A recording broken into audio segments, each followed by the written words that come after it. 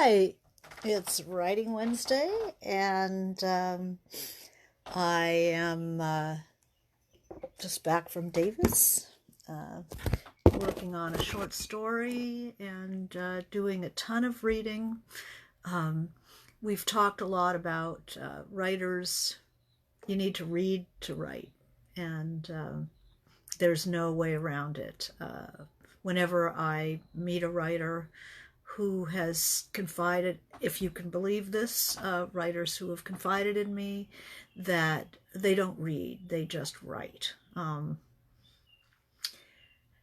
Every so often I meet these people, and if they don't read, my guess is, hey Jeff, my guess is what they're doing is, uh, it, I'm trying to remember who the quote was, that's not writing, that's typing.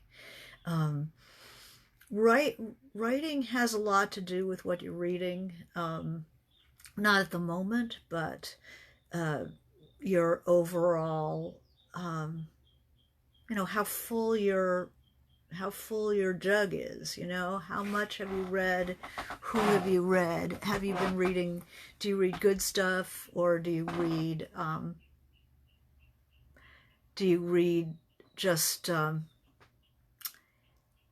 I hate to call them page turners because fabulous books can be page turners as well, but the literary equivalent of Doritos. You read it, but it doesn't feed you. It's very important if you want to be a writer, or if you are a writer with ambition to be a great writer, to read great writing, things that can teach you something. And what I thought I would do today is to take a book that I have torn apart myself, reread, and show you what it looks like to really tear a book apart to the point where you're using it, that you can use it as a textbook for how do you handle this? How does, so-and-so handle this problem? What are they doing here? Reading as a writer is like being a magician. I like to go to the Magic Castle when I'm in Los Angeles. It's a clubhouse for, hi, thanks for joining me. It's a clubhouse for magicians. And you go to different rooms, and it's all very spooky and wonderful and Houdini-esque. But the magicians are there, generally speaking, not because they're going to see something they've never seen before, but sometimes you go to especially the close-up room. That's very hard magic, where there's nothing up your sleeve, there's not, a person sitting down, there's a tabletop, and how they do this. I'm somebody who never wants to know how it's done. I just want to gape. So that is reading not as a writer. That's reading as just a thrilled reader who just wants to love it. But if you're a writer, you're like, sometimes you'll go into that close-up room and you'll see a magician, and the back row, it's a very small room, I think it holds 30 people, but there's place to stand in the back, and you'll see magicians standing in the back. And that's when you know somebody really good is performing. And it's not that they don't know how it's done. It's the fact that they do know how it's done that's making them come to watch. If you are a musician and then you go to see a great musician, you do know how it's done. But, perhaps, you cannot yet do that yourself. And it's all the more amazing and rich an experience because you do know how it's done. And that is reading as a writer. It's looking to see how this is done. It's tearing it apart. I have brought in a book that I have gone over many a time, and I actually have 2 copies of this book because I have one that's not marked up, and then I have one that is marked up, and that's what I thought I would share with you today. So I thought I would, it'll be a little wobbly because this is all handheld, but the book we're going to look at today is one of my absolute favorite books because I've learned so much about writing from this book. It is Under the Volcano by Malcolm Lowry. And the first thing we do is we look at the epigraphs. Does anybody skip over the epigraphs and go right to the story? Stop and ask yourself, why did they pick that epigraph? What is it setting up? And then when you write something, pick an epigraph that is going to have some resonance. And that's the thing, that you reach back into your deep bench of things you've read and often written down in your journal some wonderful quote from it. You might be using it later. So here is a quote from John Bunyan, who wrote Pilgrim's Progress. I mean, certainly not something you'd think would be on the same page as Goethe and Sophocles. But the last line of this, obviously, yet that which added to my sorrow was that I could not find with all my soul that I did desire deliverance. This is on the first page of the book. So it's kind of staking out its territory. It's saying that there are people who are in hell who cannot find it within them to desire deliverance. And the book is set up right there. So this is what this copy of the book looks like. Okay, this is what it looks like to tear a book apart and really notice what we're doing here. So I thought I would just go through this a little bit and let you see how to tear a book apart and see what is going on. So in the very first page, which sets the tone of the book, they talk about a highway that comes. Can you tell me if you can read this? Those of you who are watching, can you read this on the page? I can see a fine American-style highway leads in from the north, but is lost in its narrow streets and comes out a goat track. Okay, that's setting up something, that you come in a modern, high-speed thing from the north, which is where, North America is. It's set in Mexico, and it leaves a goat track. So what do you think Lowry thinks happens to people who come to this town? They come in on the straight and narrow, and by the time they've wandered through, they come out somewhat diminished. Okay. So I'll read it to you. Yeah, you're saying it's hard to see. So I'll be reading it to you. It also says it boasts Wanawak,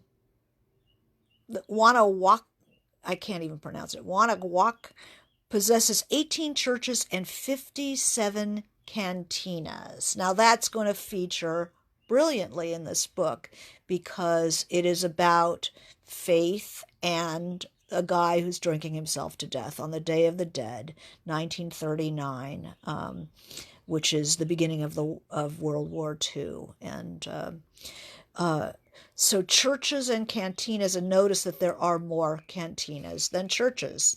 That's what I'm noticing here.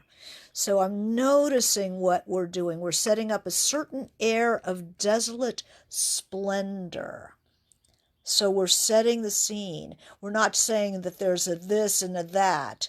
There's a garden and terraces, blah, blah, blah. But a certain air of desolate splendor. How are you going to characterize place. See, this is almost a textbook for me, that you need to characterize place, not just describe its features.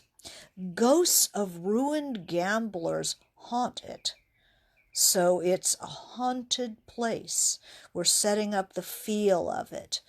And then towards sunset on the Day of the Dead, notice that we're not using the is, was, plunk us down, no action verbs. We're not saying it was the Day of the Dead, blah, blah, blah, but he turns it into an active thing. Towards sunset on the Day of the Dead, blah, blah, blah, two men in white flannels did something.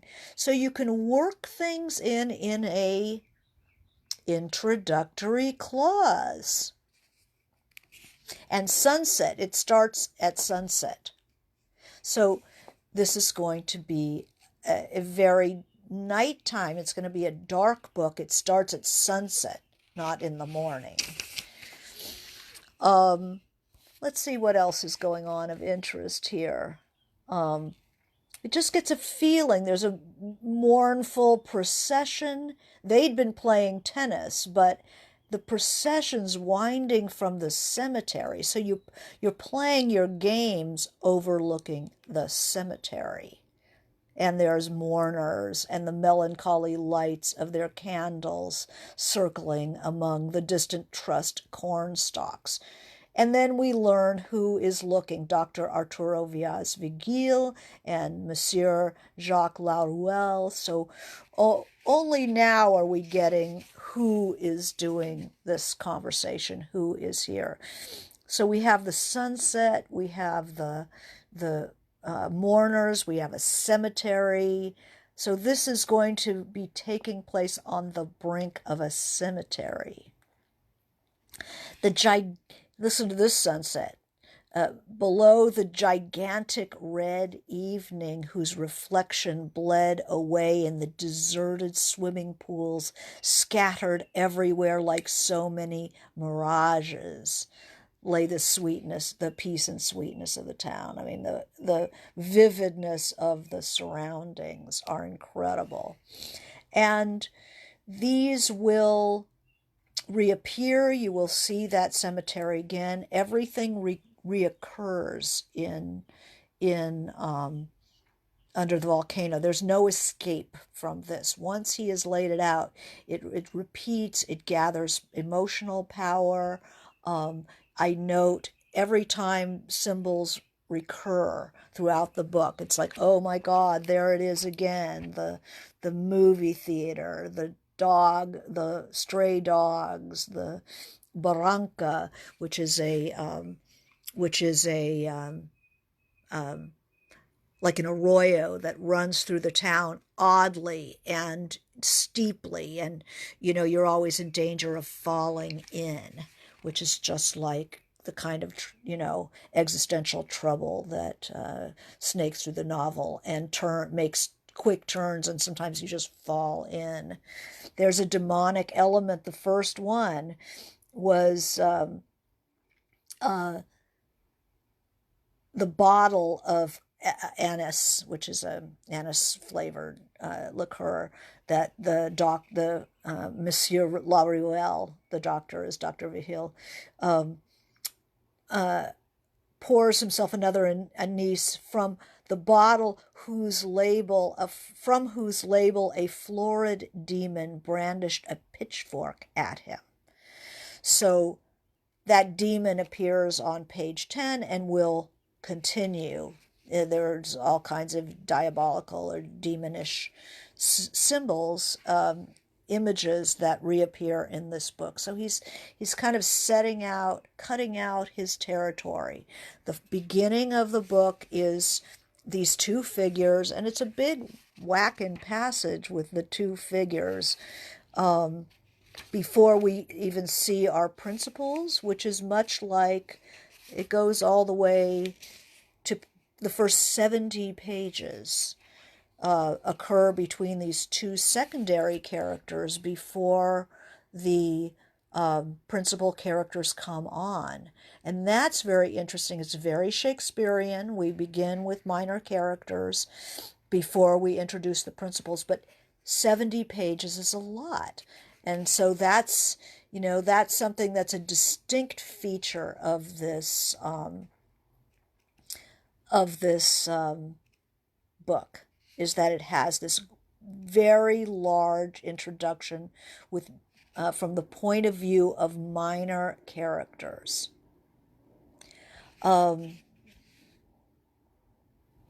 What else do I? There's wonderful. The two figures here, one's French, one's Spanish. So their English in both cases is accented. One's French and one's Spanish. So how do you do a Spanish speaker in English? What he does, he speaks English with a Spanish accent. What he does is he mixes Spanish and English. He creates syntax that's very similar. Very similar to the Spanish. So here's the doctor, who's the Spanish speaker. Oh, I know, but we got so horrible drunkenness the night before, so perfectamente borracho, that it seems to me the consul is as sick as I am.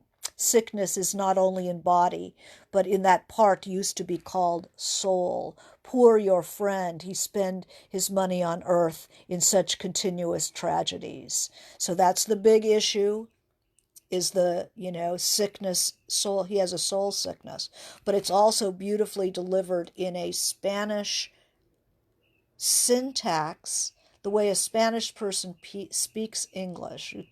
A French and a Spanish person, Spanish language speaking person are speaking in English, and they each retain a bit of the flavor of their home language. We have another abandon. Things that are abandoned play a big part. And then he intimates that something has happened. What had happened just a year ago today seems already to belong to a different age, but he doesn't tell us what it is. The mystery, the ability to raise questions without answering them, is something really important to great fiction.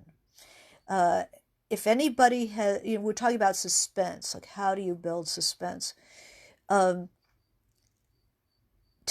the reader slightly less than they want to know.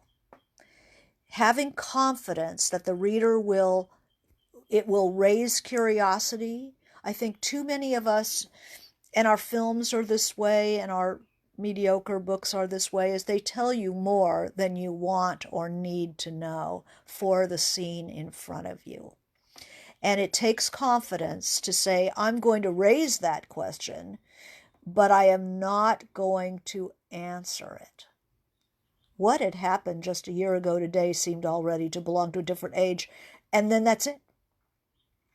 One would have thought, like the horrors of the present would have swallowed it up like a drop of water, though it was not so. Though tragedy was in the process of becoming unreal and meaningless during those war years, when an individual life held some value and was not a mere misprint in a communique. So he doesn't tell us what happened a year ago. Does not tell us. You can learn as you pull this or any fine book apart like this. Notice what the author is doing. You can create your own textbook of writing, of how this writer, the possibilities that writing has for you as a writer. I know many of you are in MFA programs. I've taught in MFA programs, but if you can't take one, you can create your own. You just have to be willing to read very closely, because this is how you learn. It's caught between two, the place is Cuernavaca, Mexico, and it has two volcanoes. So this whole story takes place on the edge of volcanoes, the slopes of volcanoes. So there's always that deep understanding that you could be subsumed by the environment. There's a cinema over in town, the Lights of Guanajuato. I can't pronounce that thing. It's the town's one cinema. But that cinema came on. That cinema will play a heavy, repetitive image in this. It's playing The Hands of Orlok, Los Manos de Orlok by Peter Lowry, and that will gain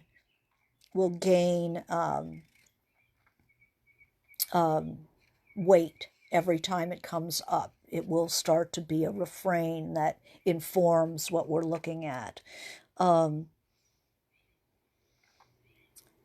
There's an image of Oaxaca. This is the first time it comes in. It's not the first time we notice it. We hardly notice it at all. Wistful, beautiful Oaxacan children. But Oaxaca will start coming in, and he's great on gesture. It was almost a shock to see the sprinkling of coarse black hair. That's observation. You keep those notebooks and you notice what about people's bodies interests you or surprises you. And then when you're writing a character, you can give that trait to the character. So his refined, nervous fingers, on which he was aware he wore too many rings. That's something you would see, put in your notebook under portraits. And then when you want to give that to someone, you give that to them. And then there's a lighter. He pulled out of his pocket. It seems there's a great gesture. He pulls a gesture, conjures a flaring lighter out of his jacket so swiftly it seemed that it might have already ignited there, that he had drawn a flame out of himself. So there is that demon, that devil again, producing his own fire. This is going to be one of the motifs. It's a motival book. It's written around these repeating motifs. So we've already had the devil twice. Here's a subtle reference to it. The gestures are wonderful. He laughed yawningly with a series of nods that seemed to carry his body forward until his head was resting between his hands. This is why you study people, you write, you take notes, when you see an interesting gesture, you write it down, you put it in your notebook probably under portraits. You might have a whole list of gestures inside that notebook, and you'd add that. How do you describe that kind of yawn? Believe me, Lowry did not just sit down and think about it while he was writing this. It was something he had seen. What else do we have? The sky becomes wild and stormy to the south. So that's coming from the Mexico side. As we've talked about, the north, the broad highway that comes into town and the goat path that comes out. Here is a storm coming from the south, which he's already posited a polarity. And so this is coming from the south, from the more, the wilder side of the town. The wilder direction will be from the south. What else here's a little bit more of that foreshadowing. Yet a little less than a year ago, remember we have that, what had happened just a year ago today. So now, the Day of the Dead. So now a little less than a year ago. It refers to that tragedy. It piques our interest again. We're going to still be watching for that. What happened a year ago had been the scene of a parting he would never forget. He gives a little bit more of the parting. And we find out that the consul and his wife have split up. And the wife has left him. He remembered hearing about a year before something, blah, blah, blah, the disappearance of the brother. But 3 sleepless nights later, an eternity had been lived through. What eternity? What has he learned? Since that day, he's learned much about the brother. But what did he leave? There's a lot of questions that, should he detain him as a witness? Something has gone on. So we're going to be watching that, and he does not tell us. That's what we want to see. So now we have a brother, half-brother, and a wife who's left the consul. So we're hearing about the main character who has not yet appeared. We're inside Monsieur Laruelle's head now as he's walking away from his meeting with Dr. Vigil. And black clouds plunged up from the south. The sun poured molten glass on the fields. Look at those verbs. Plunged, poured. A sense of fear possessed him again, we know. The war. Abandoned plow. There's a lot of things that are abandoned. Dead trees, abandoned plows. We're setting up that feeling of dread. Just some wonderful landscape.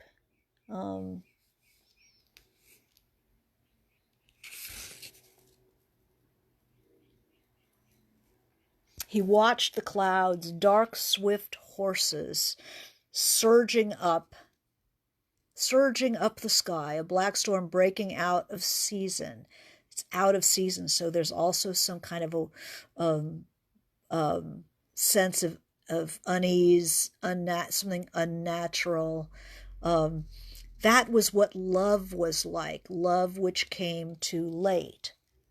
And what's happening is the consul, his wife divorced him, but she's coming back. So there we go. It slaked no thirst to say what love was like when it came too late. Too late to save you. Save you from what? Here's a Ferris wheel, which is another image that comes over and over again because it's a closed universe and you cannot get out. The consul is going to die and he cannot get out. We don't know that, but I'm telling you. Laughter, distant laughter, dying in the wind, a despondent American tune, a soft wind-blown surge of music. It's that loneliness. Laughter always far away. Also music far away. It's how do you create a feeling of loneliness? So I would take this and this is my textbook, and I can write a textbook using this book. Foreshadowing, so you're looking for foreshadowing, dust, horizon softened by dust, whirling dust. It's back, it's dust to dust. Long section of dust advancing, dust darkened hills. And then that barranca, which is deadly, and you might fall in if you don't watch yourself.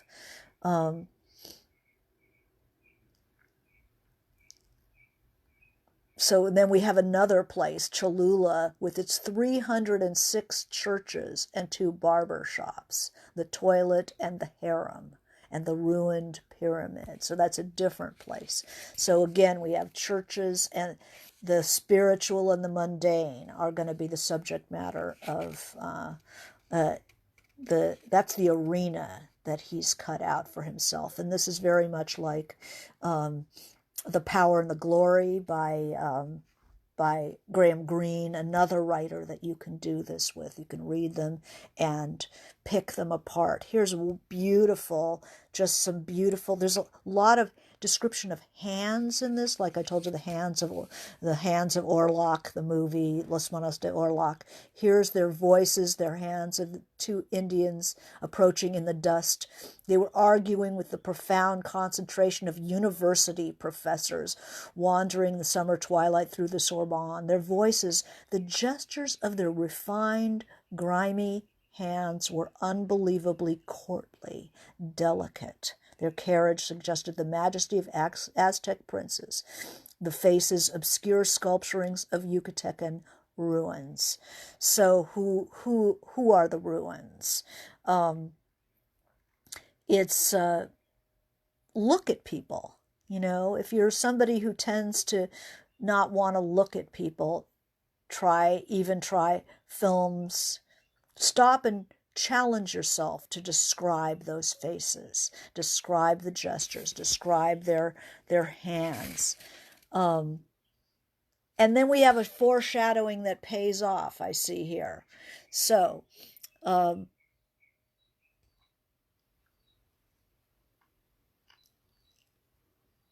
south, an immense archangel, black as thunder, beat up from the Pacific. That's the storm. And yet, after all, the storm contained its own secret calm. His passion for Yvonne, that's the wife, the divorced wife, whether or not she'd ever been much good as an actress was beside the point. He'd told her the truth when he said she should have made more good. She should have been more than good in any film he made. Had been brought back to his heart. So who's speaking? Monsieur Laruelle. So he's a filmmaker. And his passion for Yvonne. So something maybe they broke off a year ago. He never says she is a filmmaker. It's all perfectly internal.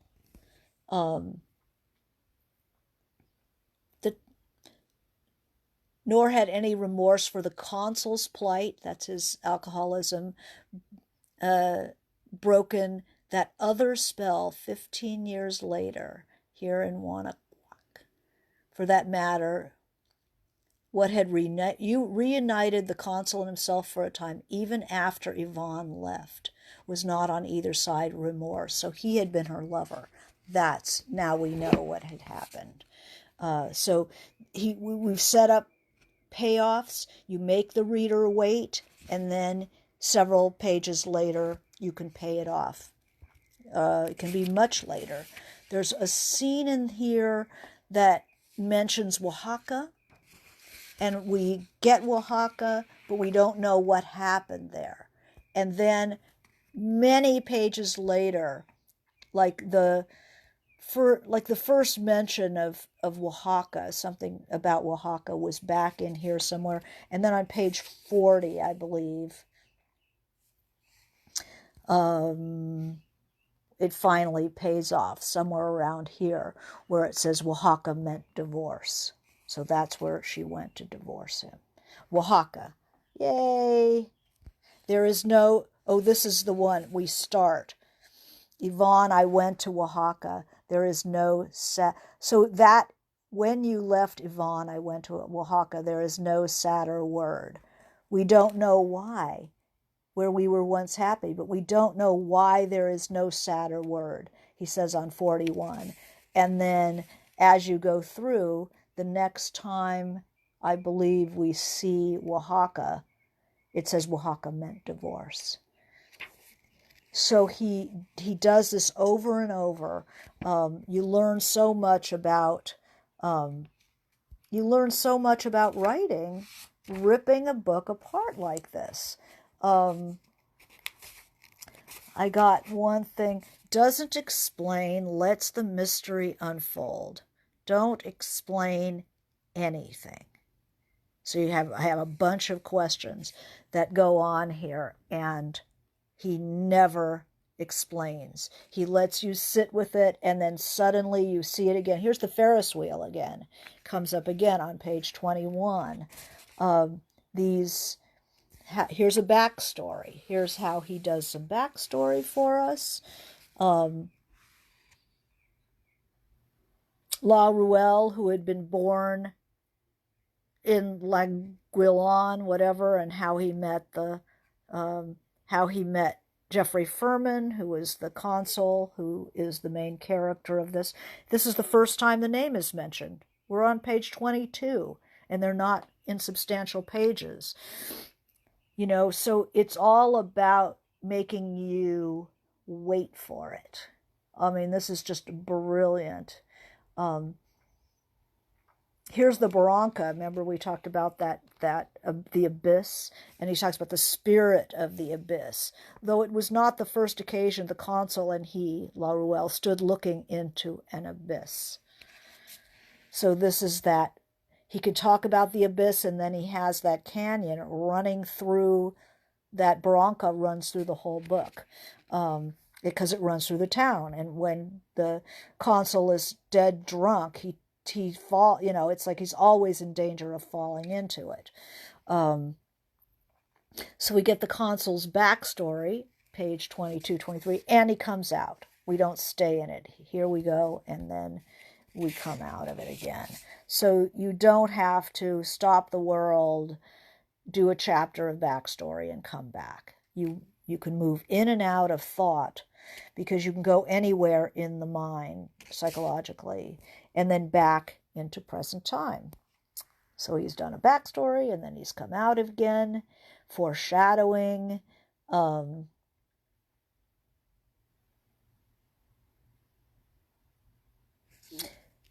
There is just the Hell Bunker. That must be a pub. The bunkers were usually full of sand. This was where they hung out as young people. Bunkers on the beach in England, because the consul is the English.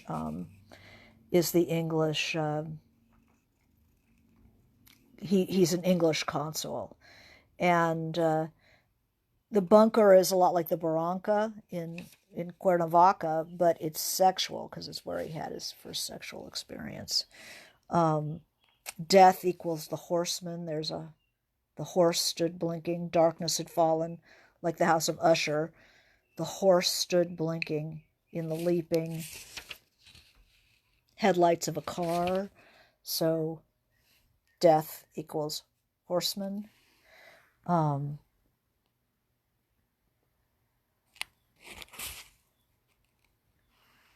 It's just this is what you do when you tear a book apart. Consul plus fate. Notice what you're noticing. Stop and really bring it to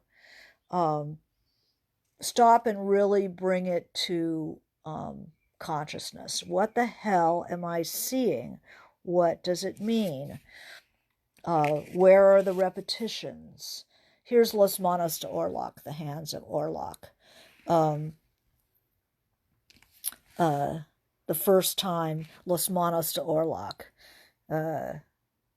with Peter Lorre. That's what's playing. And it's a Kafka. It's based on a Kafka story. And of course, the circularity of that Ferris wheel, that's very Kafka. You can't get out of this. You can't get out of the artist with the murderer's hands, is what the Hands of Orlok is about. But it definitely just sets up this tone. Pynchon does it too. This closed universe is very Pynchon-esque. Everything returns. I'm starting to notice here's a great dialogue scene. Closed universe. These pariah dogs. He doesn't call them stray dogs, he calls them pariahs, who have been tossed out.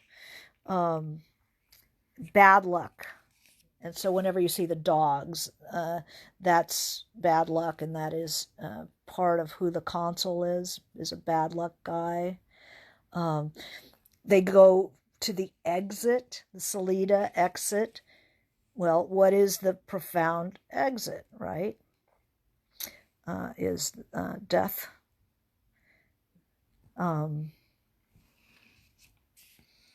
Clever way he introduces let's see if I can read this.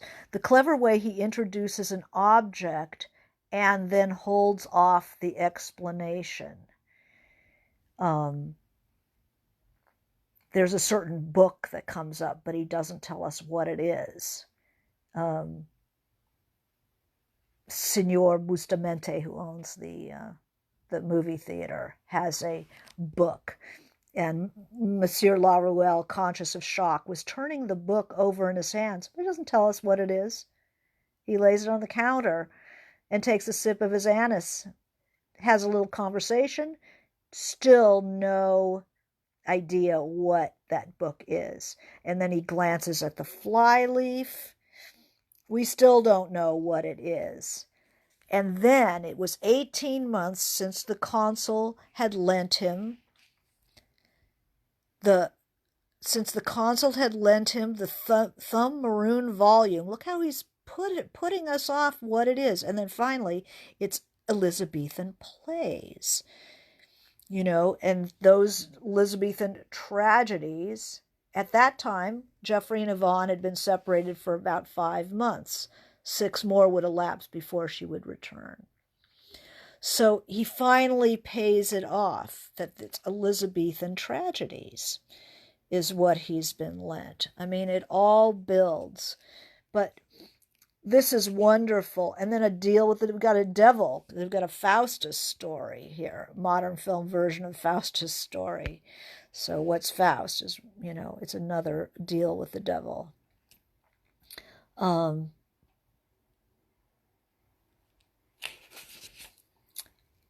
So this is I just wanted to give you a look at how you tear a book apart.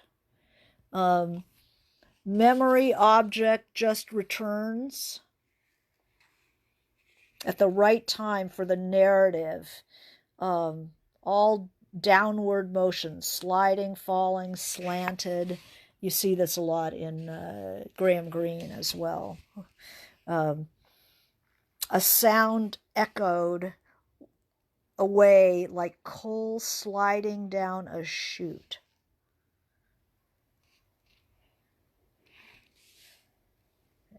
Graveyard darkness stabbed by flashes of torchlight, like heat lightning. I think this is the movie itself.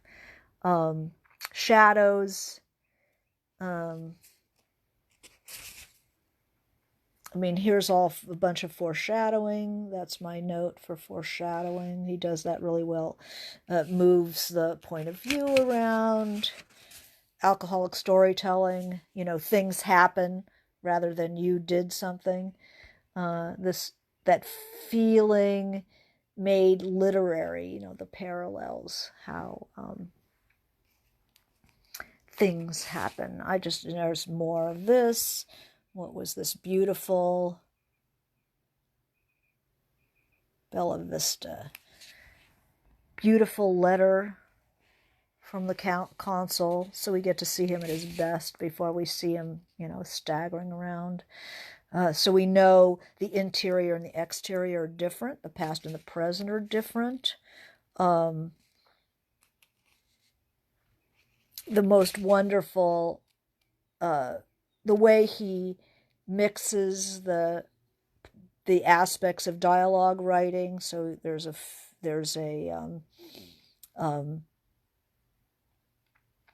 description, there's internals, there's pieces of dialogue, rather than chugging. We get the levels of landscape, close, far, he can really do that. And then he talks about he always moves to the big issues. Here's the Kabbalah comes in, mercy and understanding, and God. He does not hesitate to go all the way. Here's Oaxaca again. We get a little bit more every time we hear about Oaxaca.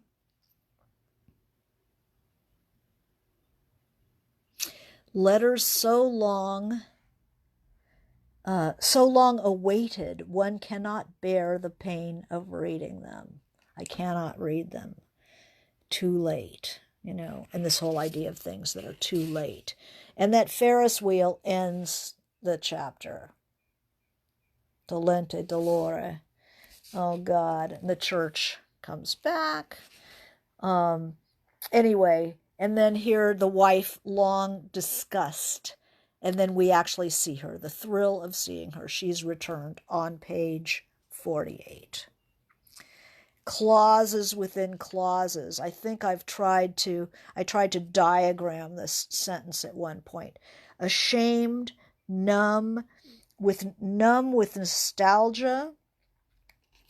Ashamed, numb with nostalgia and anxiety, reluctant to enter the crowded bar, though equally reluctant to have the taxi driver go in for her. Yvonne, her consciousness so lashed by wind and air and voyage, she still seemed to be traveling, still sailing into Acapulco harbor yesterday evening through a hurricane of immense and gorgeous butterflies swooping seaward to greet the Pennsylvania. And then we have a dash. It's such a long sentence. He decided a different punctuation would help the reader.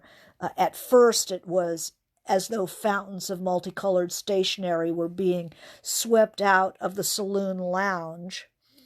Another dash, glanced defensively round at the square, really tranquil in the midst of this commotion, comma, of the butterflies still zigzagging overhead, or past the heavy open ports, endlessly vanishing astern, their square, motionless, and brilliant in the 7 o'clock morning sunlight, their square, motionless and brilliant in the 7 o'clock morning sunlight, silent yet somehow poised, expectant, with one eye half open already, the merry-go-round, so there's another one of our symbols, the Ferris wheel, lightly dreaming, looking forward to the fiesta later, dash, the ranged, rugged taxis, too, that were looking forward to something else, a taxi strike. That afternoon,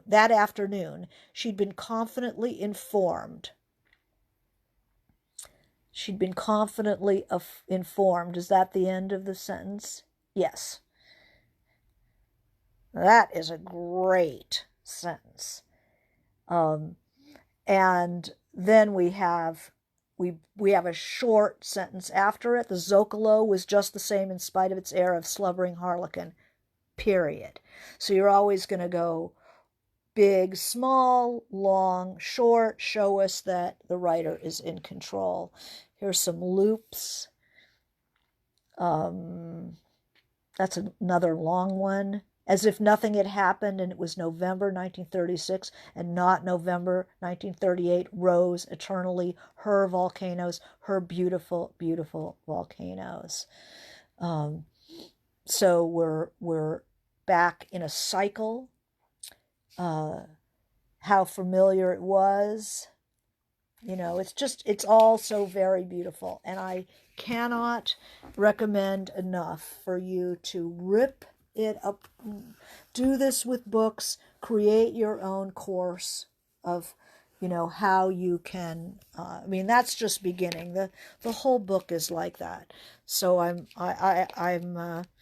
diagrammed this book of voices and symbols, how the symbols repeat. It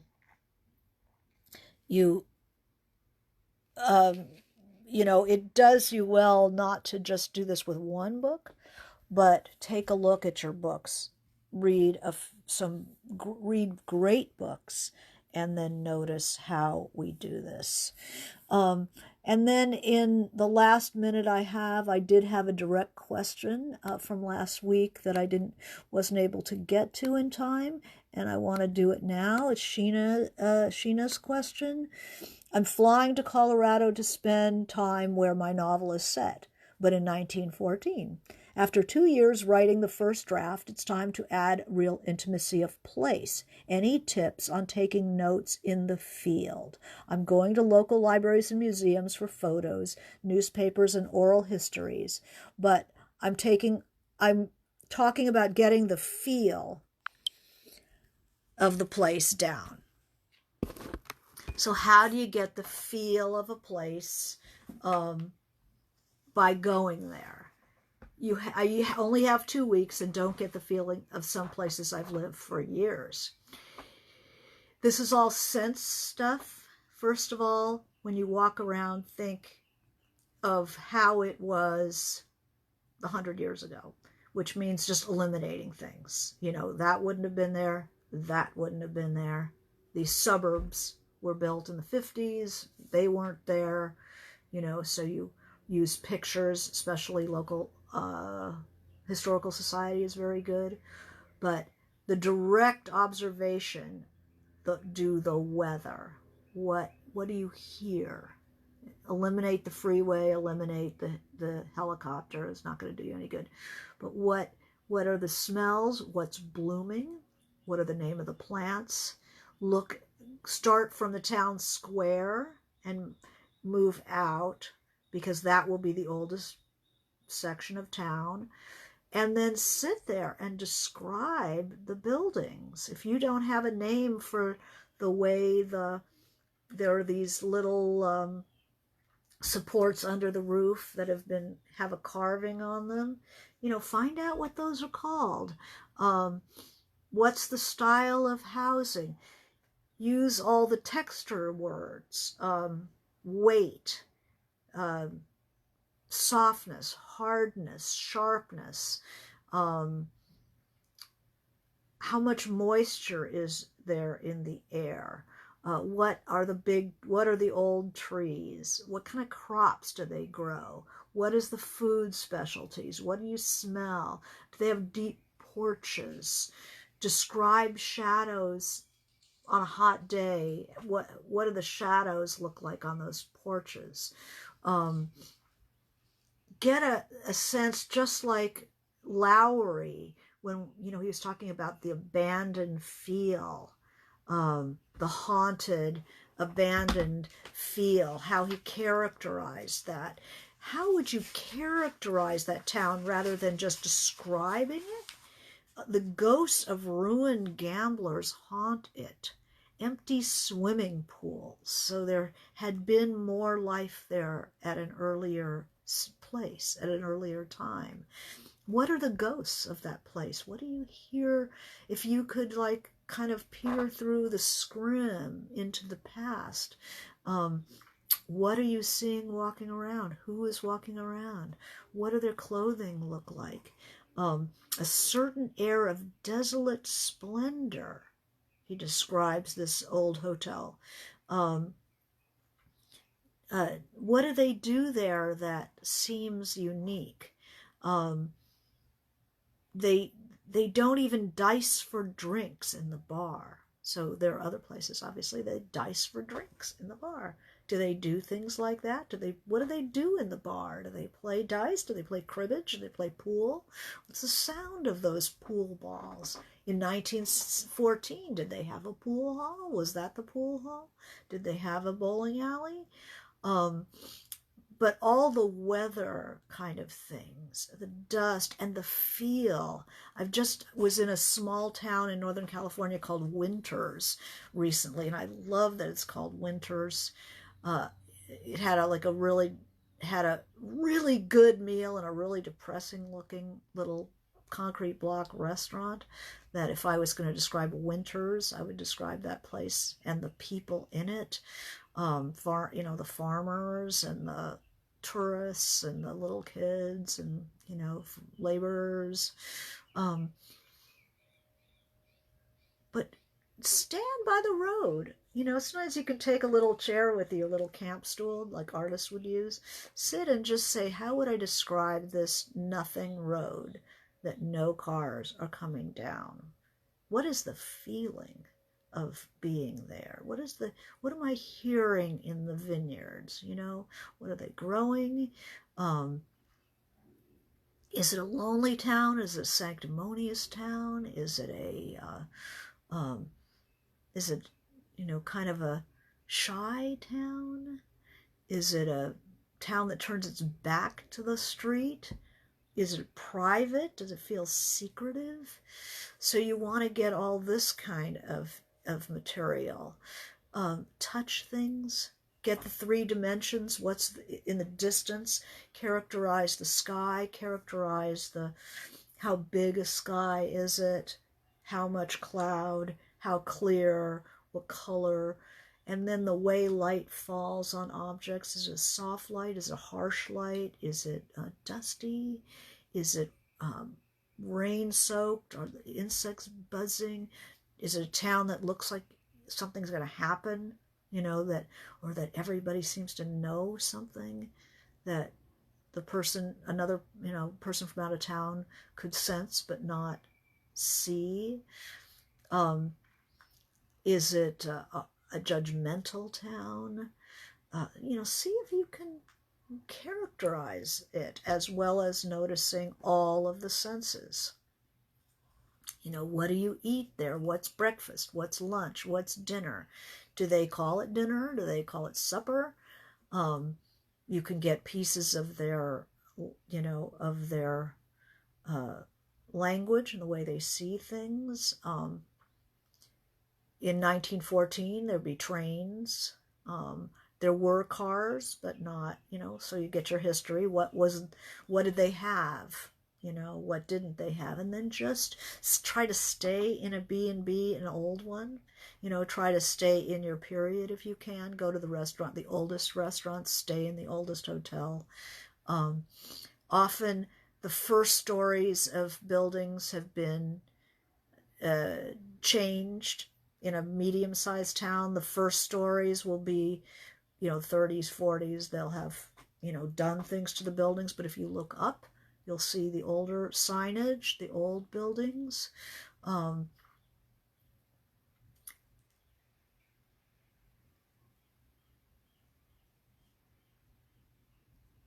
Yeah. So anyway, try to recreate the times as much as you can. Even for yourself, try to not wear jeans, try to wear a skirt and a big hat, just to feel your way into it. So anyway, that's how to use a book as a textbook using Under the Volcano, and a little bit about how to do research when you go to create the past, when you go somewhere that's contemporary, and how do you find the past there. So thank you for watching, and we'll be back next week. All right, thank you. Bye.